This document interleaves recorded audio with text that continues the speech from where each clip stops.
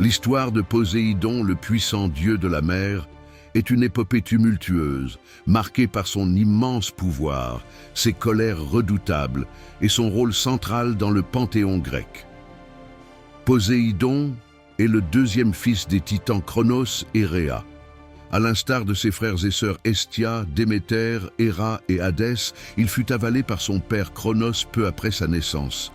Cronos craignait en effet la prophétie qui annonçait qu'un de ses enfants le détrônerait. Poséidon resta prisonnier dans l'estomac de son père jusqu'à ce que son plus jeune frère, Zeus, rescapé de ce sort grâce à la ruse de leur mère Rhéa, oblige Cronos à régurgiter tous ses enfants.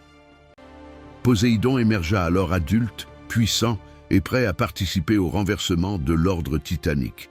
Après la victoire des Olympiens sur les Titans lors de la titanomachie, Zeus, Poséidon et Hadès tirèrent au sort pour se partager les domaines du monde.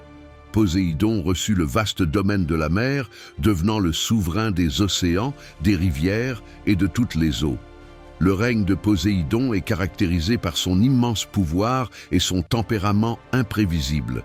Il est le dieu des chevaux et des tremblements de terre, ce qui lui vaut le surnom de secoueur de terre.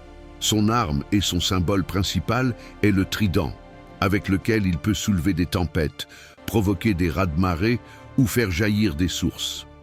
Poséidon réside dans un magnifique palais sous-marin. Il est le père de nombreuses créatures mythologiques et de héros. Parmi ses unions notables, on compte son mariage avec la Néréide Amphitrite, avec qui il eut des enfants, dont Triton.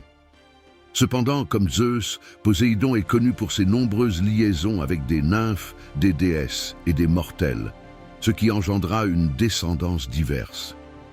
De ces unions, on peut citer le cyclope Polyphème avec la nymphe Toosa, ou le cheval et les Pégases et le géant Chrysaor avec la gorgone Méduse.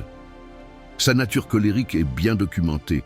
Il fut souvent en conflit avec d'autres dieux et déesses pour la possession de cités. Par exemple, il perdit la compétition contre Athéna pour la protection d'Athènes. Il fut également l'ennemi juré d'Ulysse dans l'Odyssée, le persécutant tout au long de son voyage de retour pour avoir aveuglé son fils Polyphème. Son tempérament capricieux et sa puissance destructrice rappelaient aux Grecs la force indomptable de la mer. Comme tous les dieux de l'Olympe, Poséidon est immortel. La mort n'est pas une destinée pour les divinités grecques classiques. Leur existence est éternelle. Il continue de régner sur les profondeurs marines, un souverain respecté et craint, dont les humeurs peuvent apporter la prospérité aux marins ou la destruction aux terres. Y a-t-il un autre dieu ou une autre figure mythologique que vous aimeriez explorer ?